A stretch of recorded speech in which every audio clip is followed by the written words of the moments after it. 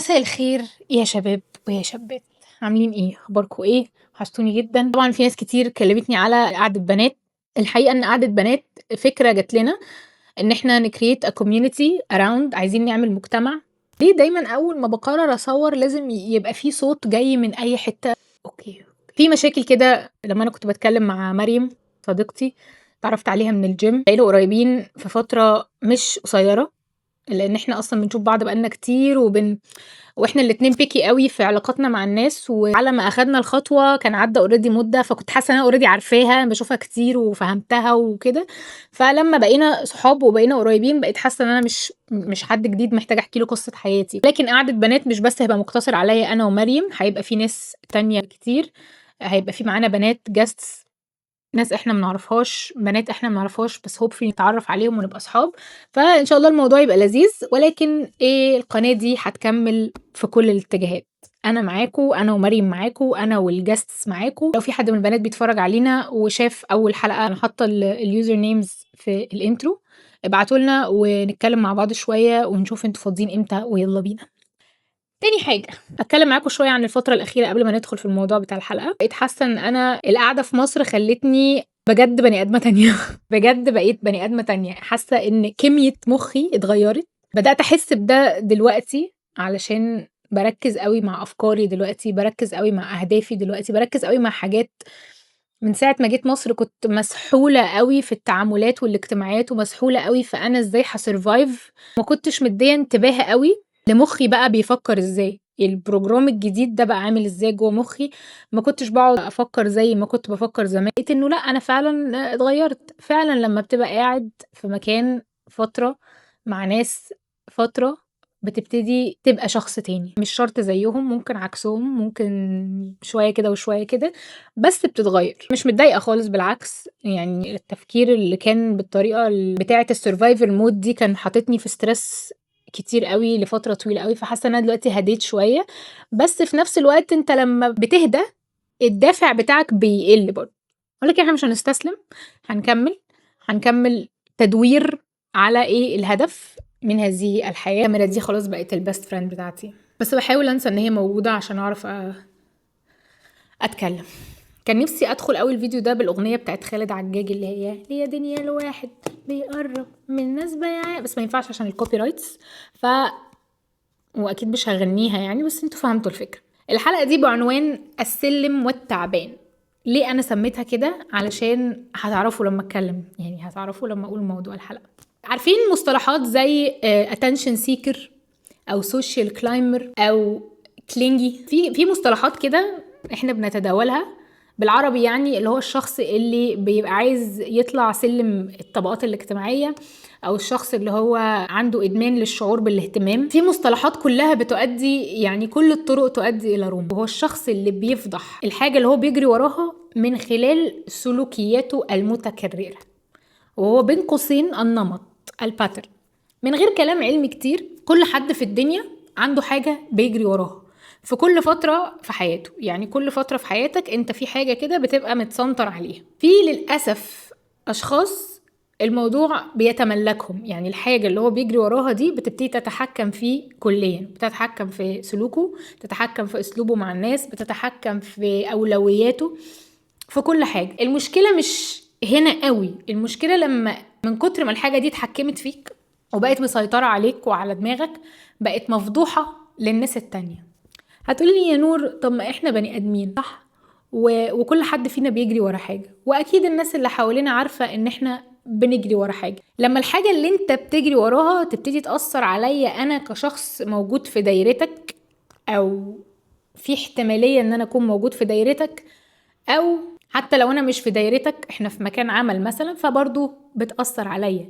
يعني مثلا الموظف اللي بيجري ورا ان هو يصادق الناس في الشغل عشان يحس بالامان.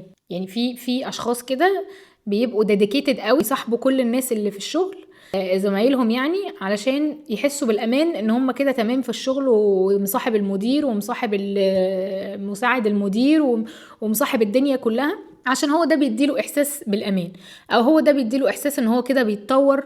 كل ما يحسن علاقته الغير احترافية مع الناس في الشغل، كل ده ما هو بيديه احساس بالانجاز او احساس بالتطور في الشغل.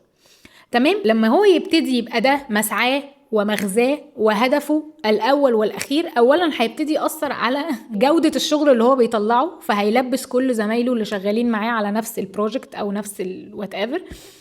يا إما هيبتدي يضايق الناس اللي مش عايزة تكون صداقات في الشغل. انت كل يوم تيجي تسألني عملت ايه ورحت فين وجيت منين، وتتدخل في شؤوني وتتدخل في حياتي الشخصية، وأنا يا سيدي مش عايزة أعمل علاقات صداقة في الشغل. أنا مثلا دي شخصيتي، انا ما احبش ان انا ابقى بهرب طول الوقت من حد عايز يبقى ماي فريند. احنا بنشتغل دلوقتي، بنخلص شغلنا، بتيجي الساعه 5 انا مش عايزه اشوف اسمك على تليفوني، اوكي؟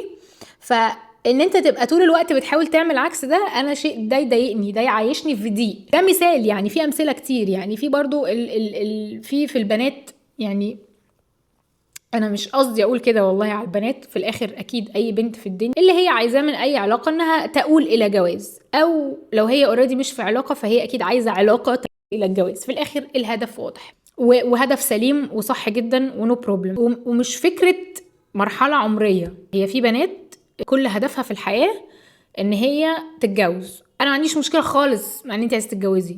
يعني ممكن الرجاله تقولك ايه ده، دي عايزه تتجوز، امال هي هتبقى عايزه ايه؟ ما هي عايزه تتجوز اكيد، يعني بديهي جدا. ولكن هي المشكله في ان اي شيء الواحد بيتهوس بيه او اي شيء الواحد بيحاول يطارده، المطارده غير السعي.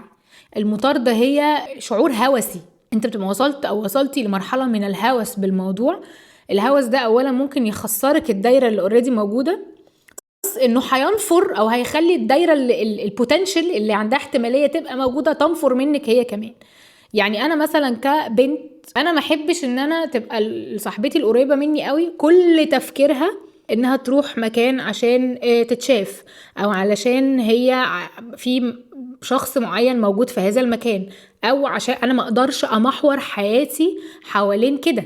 فالبني ادم لما بيطارد الحاجه ويبقى مهووس بيها، بيوصل لمرحله انه يبتدي ياثر على الدايره اللي موجوده اوريدي معاه، اللي هم اصحابه، اللي هم اهله، اللي هم الناس اللي معاه اللي بيتعاملوا معاه داي تو داي. فانا اخر حاجه عايزاها في حياتي ان انا يبقى الشخصيه القريبه مني هدفها كله في الحياه هننزل نروح فين عشان نشوف ايه، عشان لا انا سوري، ممكن حد تاني عنده نفس الهدف او عنده بيطارد نفس الشيء ممكن يبقى تمام، انما لمعظم الناس ده مش تمام. انا حتى لو عارفه المعلومه دي وعارفه ان انت عايزه كده او انت عايزه توصلي لده وده دلوقتي هدفك، انا I will step out وهقولك انا سوري، احنا we are not aligned with no judgment. عيشي بس انا ما اقدرش مثلا اواكب الموضوع ده خالص يعني. وفي حاجات تانية كتير انا ما اقدرش اكون مع الشخصيه اللي هي طول الوقت بتطارد الاحساس بالفاليديشن، اللي هو عايزه حد يفاليديت لها كل حاجه. في برضو الشخص اللي هو عنده نزعه تنافسيه فظيعه، اللي هو بيطارد الشعور بالانجاز، بيطارد خلي بالكم يا جماعه، انا بتكلم على في فرق بين ده هدفي وطموحي وعندي دافع يخليني اعمل كده، وفي فرق بين انا شخص بطارد الهاي، بطارد الشعور او بطارد الاحساس، لان انا مجرد ما عملت هذا الانجاز والشعور جالي خلاص مات، بطارد الانجاز اللي بعده. ده مش طموح. مطاردة الانجازات مش طموح، انت كده بتحوشهم، انت عايز تجيب حصالة وتقعد تحط فيها الانجازات. الشخص اللي بيطارد الانجازات ده مشكلته الفعلية ان هو مش فارق معاه الانجازات، هو عايز بس يقعد يقول انا عملت 1 2 3، انا سويت 1 2 3، انما الانجازات كلها بلا رسالة بلا معنى بلا اي شيء. المشكلة الاكبر بقى ان لما الناس اللي حواليك تبتدي تعرف او تبتدي تفهم انت بتطارد ايه في حياتك، ده هيبقى نقطة ضعف عندك كبيرة جدا. نقطة الضعف دي هتعمل حاجتين، يا اما تجذب الناس الاستغلاليين لحياتك، لان من كتر ما انت مفضوح ومن كتر ما انت معروف فين مسكتك وفين ملكتك وايه اللي بيخليك اسعد بني ادم في الدنيا، فده هيجذب اليك الكثير من الاستغلاليين وهينفر منك الكثير من الاشخاص الاسوياء سيهربون. فانت كده بالتالي خسرت الناس الكويسة ودخلت حياتك ناس شريرة لمجرد ان انت تجري ورا حاجة بعدتك كل البعد عنك انت فعلا مين. اكيد البنت مثلا اللي كل مسعاها وهدفها في الحياة انها تلاقي الشريك الحياة ده، حتى من وهي في سن صغيرة قوي، لو بنتكلم على واحدة مثلا عندها 20 21 22 سنة whatever، انت عندك حاجات كتير قوي، جوانب كتير قوي في حياتك انت مهملاها ومش شايفاها ومش بصلها ومش مديها اهتمام، عشان انت في حاجة واكلة دماغك كلها، واكلة دماغك، مسيطرة على تصرفاتك، على اولوياتك، مخليكي تتعاملي مع الناس بطريقة مختلفة. هتلاقيها very very very nice للجنس الاخر، وبقت عامل بنات صحابها مثلا بالشبشب. طب ما انتي هنا في عدم تكافؤ، هنا انت كده بتطلعي نفسك من الجزء الايجابي اللي في حياتك، وبتدخلي نفسك في دايره سلبيه لا تنتهي. لا تنتهي ليه؟ لان دايما الحاجه هي اسمها مطارده. ليه؟ لانها ما بتنتهيش. المطارده بتفضل طول الحياه، يعني طول الحياه انت اللي بيطارد حاجه ده بيفضل يطاردها، لان هي بتجري منه، فانت بتجري وهي بتجري منك، فمش هنوصل لحاجه. تضييع وقت وجهد غير عادي يعني. بجد المطارده يا جماعه بتخلي شخصيتك تصرخ حاجه معينه، يعني بتخليك انت اول ما بتدخل مكان انت بتصرخ حاجه معينه.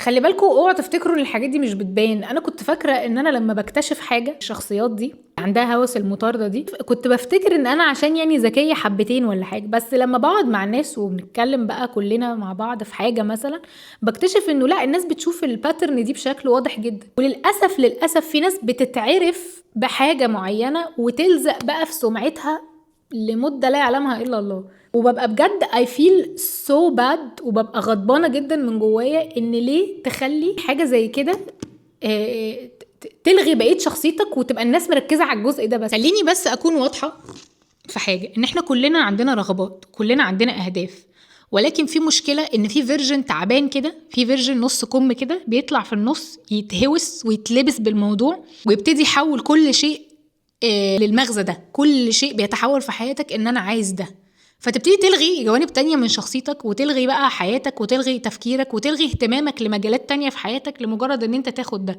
وللأسف الوصول لده ساعات بيكلفك ان انت تنافق نفسك، تعمل حاجات غلط وتختار اختيارات غلط.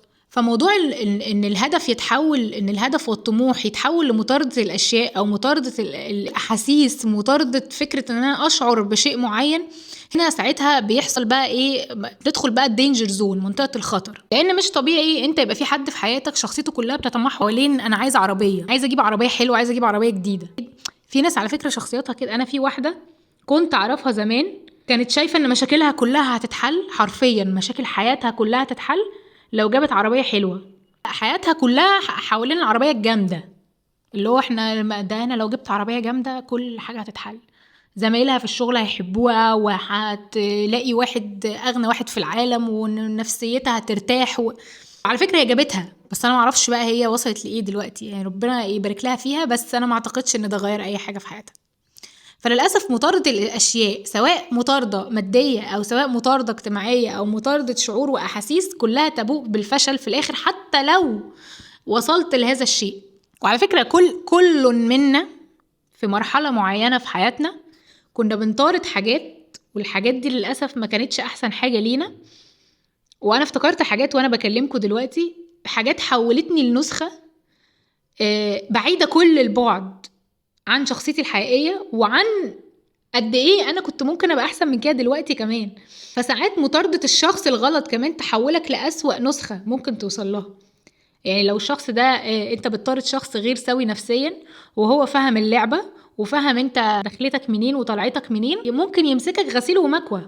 تطلع من هذه المطاردة، او لو وصلت لعلاقة او ايا كان، تطلع منها مهلهل نفسيا تماما، لانك كنت بتحاول تجري ورا احساس، او ورا ان الشخص ده يعجب بيك انت كمان، او ورا ان الشخص ده يحبك، او ورا ان هو يقتنع بيك او يكتفي بيك في ملايين الاحاسيس غير الحب اللي ممكن انسان يكون بيطاردها في انسان تاني. فخطر المطاردة ان الانسان اللي بيطارد ده بيبقى عقله ملغي، يعني بيبقى عنده استعداد يتنازل عن اي مبدأ او اي معيار في حياته، او اي بليف سيستم هو كان حاطه لنفسه او هو اتربى عليه في سبيل الحصول على الشيء اللي هو بيجري وراه ده. لدرجة ان الناس اللي مثلا اللي بتطارد الاتنشن، يعني في انفلونسرز كتير، انا هجادج في الحتة دي عادي، لان في ناس كويسة كتير وفي ناس برضو مش احسن حاجة، اللي بيطاردوا الاهتمام او بيطاردوا الفيوز او بيطاردوا الفولورز. هم بدأوا كويس، في ناس كتير قوي بدأت كويس، وبعد كده وصلت لمرحلة ان هم عندهم استعداد يعملوا اي حاجة عشان الاهتمام ده بقى عملة. ما بقاش فارق الاهتمام السلبي من الاهتمام الايجابي،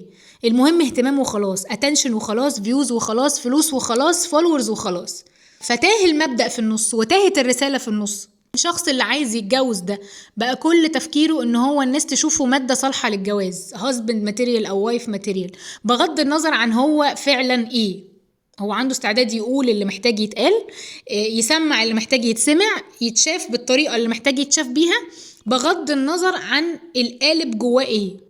مش مهم، المهم يوصل للمراد، مش مهم مراد مين، المهم نوصل له. اللي انت مش فاهمه بقى يا صديقي، when you're chasing something that hard، لما تكون بتطارد شيء بهذه القوة والعنف في حياتك، كيمياء مخك بتتغير، البروجرام بتاع مخك كله بيتغير، أولويات بتتشال وبتتحط، تصرفات بنوع معين بتروح لناس معينة. يعني الشخص اللي هو السوشيال كلايمبر، اللي هو المتسلق الاجتماعي، ده شخص لو راقبته فترة قصيرة مش طويلة هتلاقي ان هو بيتملق وبيجامل وبيتعامل بشكل مختلف تماما حوالين الناس اللي اعلى منه او الناس اللي هو عايز يوصل لها، وبيتعامل بطريقة مختلفة تماما مع الناس اللي اقل منه، اللي هو اصلا عايز يهرب منهم، عايز يطلع منهم. مع مرور الوقت ابديكم مثال ازاي الشخص ممكن يتحول لنسخة اسوأ. يعني مع مرور الزمن اللي مش طويل قوي، الانسان ده يتحول لانسان عنصري، يتحول لانسان قليل الذوق مع بقية افراد المجتمع. هو حاطط عينه على الصفوة،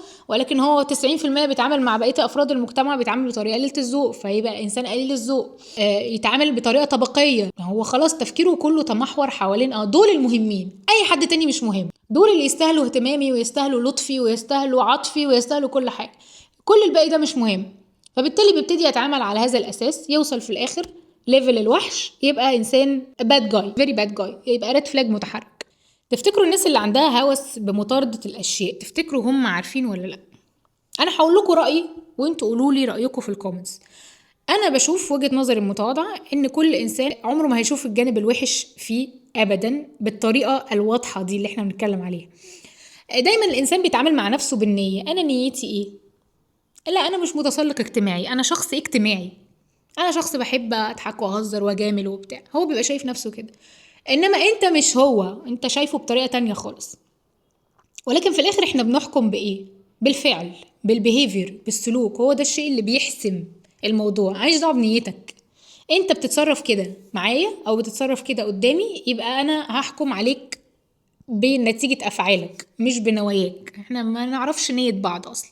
عشان كده بيبقى صعب جدا على الناس دي انها تبقى واعية بتصرفاتها، وتبقى واعية لقد ايه الموضوع بينهار.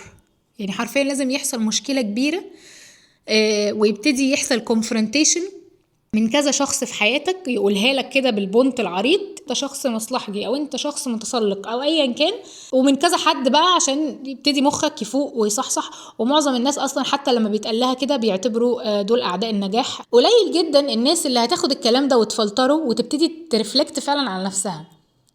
ايه اللي خلى الشخص ده يقول عليا كده؟ ايه المواقف اللي خلتني اطلع بالطريقه دي؟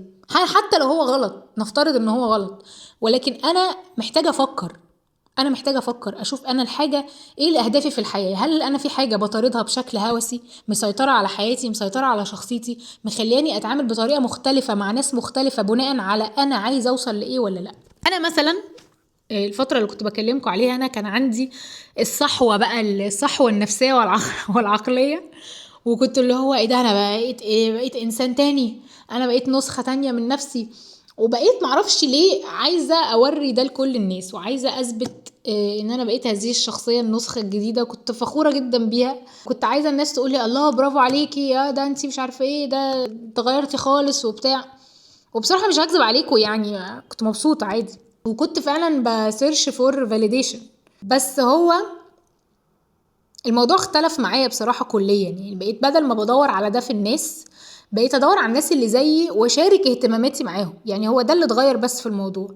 بدل ما انا بقيت بقعد وافرض رأيي في كل conversation او ادخل في جدال او ادخل في نقاش عشان اطلع انا الصح، عشان اطلع انا الاذكى، عشان اطلع انا العبقرينو، بقيت مش محتاجة اعمل ده، مش عايزة اعمل ده، اعمله بس مع الناس اللي عندها نفس الاهتمامات بتاعتي. يعني خلاص لو انا هتكلم مع الشخص فاهمني، هتكلم مع الشخص ممكن يبقى فيه حوار متبادل وحاسه ان الكلام كده ماشي في فلو بتاع تمام، انا كده مبسوطه. وده اللي انا بحس ان انا بعمله في الشانل وبعمله معاكم. انما في حياتي العاديه لا، بخلي رايي لنفسي، ومعظم الوقت لو ما حدش طلب مني نصيحه او راي ما بقولش، وساعات حتى لو طلب مني والله ما بقولش برضو، فبقيت بختصر على نفسي جزء كبير قوي، فما بقى عندي استغناء شويه لفكره الناس تشوفني ازاي، المهم يشوفوني شخص كويس وخلاص، يعني السمعه الطيبه بس. غير كده ما بقتش بجري ورا الجزء ده. بس كان عندي في مرحله في حياتي كان عندي الجزء ده، كنت زي ما اكون دخلت العالم ده جديد ووصلت فيه لحته انا كنت مبسوطه بيها، فكنت عايزه اللي هو كل الناس تشوفها. ما كانش مسيطر على حياتي قوي برضو، عشان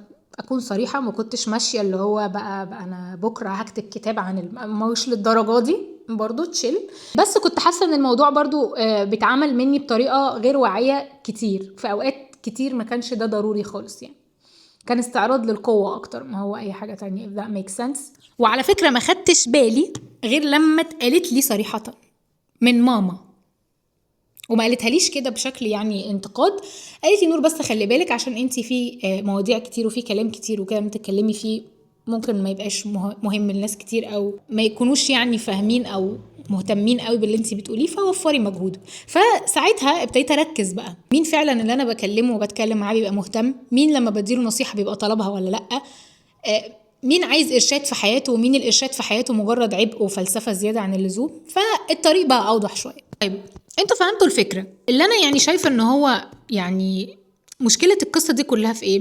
مش في مشكله وجود الرغبه او في مطارده الرغبه، على قد ما مطارده الرغبه تبتدي تبقى هي شخصيتك الجديده، او تبتدي تبقى هي شخصيتك. ساعتها بجد انت بيبقى كل الناس عندها كتالوج واضح لانت كيف يتم استغلالك في 5 دقايق، ازاي يضايقوك بسرعه، لان هم عارفين برضو انت ايه اللي انت عايزه وايه اللي انت مش عايزه. يعني انا في فتره برضو في حياتي دخلت برضو مجتمع جديد كده، وانا ما بحبش الدوشه وما بحبش الكلام الكتير وما بحبش الحوارات وما بحبش القيل والقال والحاجات دي. ولما كنت بحاول ابقى برايفت وبينت ده بطرق كتير، بقيت احس ان الناس اللي عايزه تستفزني بتستفزني بانها تقولي ان you're not very private، على فكره انت كل الافورتس اللي بتعمليه ده على الفاضي. فيبتدوا يحاولوا يعرفوا حاجات من بره او يعرفوا حاجات من جوه او يعرفوا حاجات عامه، يجوا يقولوا لي احنا عرفنا كذا كذا، اللي هو عايزه تضايقني انها تبين لي ان الحياه اللي انت بتحاولي تعمليها او المجهود اللي انت بتحاولي تعمليه ده قوي اللي احنا شايفين قد ايه انت بتحاولي تعمليه هو على الفاضي على فكره. فدي بتبقى سهل قوي ان انت شخص يستفزك مجرد ما هو بقى عارف انت عايز ايه ومش عايز ايه في حياتك، لو ده بقى باين قوي بشكل يعني very obvious يعني. وتاني حاجه زي ما قلت لكم you attract the wrong people. الناس اللي هتخش حياتك عشان انت بتطارد الحاجه دي، مش ناس انت هتستفيد بيهم اي حاجه، بالعكس ممكن يضروك. يعني لو انت بتجري ورا المكانه الاجتماعيه هتبتدي تاتراكت ناس هي كمان بتجري ورا المكانه الاجتماعيه، كلكم لا تعنوا شيء لبعض، كلكم مجرد ناس بتجري ورا حاجه، في الاخر ولا حد فيكم هيوصل لاي حاجه، وانتوا مفيش علاقه حقيقيه بينكم وبين بعض، تضييع وقت تضييع مجهود، وهنفضل نجري برضو. عايزين تخسوا ولا ايه؟ مش فاهم. يعني بجد بص على سلوكك كأنك شخص غريب، كأنك شخص بيتعامل معاك أول مرة. ايه أول حاجة هتطلع من بقك؟ ايه أول حاجة هتقولها عن نفسك؟ ايه أول مكان هتحب تروحه مع هذا الشخص الغريب وليه؟ يعني في أسئلة كتير ممكن تخليك تكتشف هذا الجانب من شخصيتك إذا كان موجود. مش عيب خالص ومش غلط خالص إن الإنسان يبقى عنده رغبة وهدف، العيب إن أنا أخليها كل حياتي، أخليها كل شخصيتي، تبقى السنتر اوف ماي لايف. هو ده الغلط وهو ده الخطر فعلا يعني. اتمنى تكونوا اتبسطتوا بهذه الحلقه. قولوا لي عايزين تتكلموا في مواضيع ايه في الكومنتس، وابعتوا لي على الانستجرام لو عايزين تشاركوا في قعده بنات. والى اللقاء.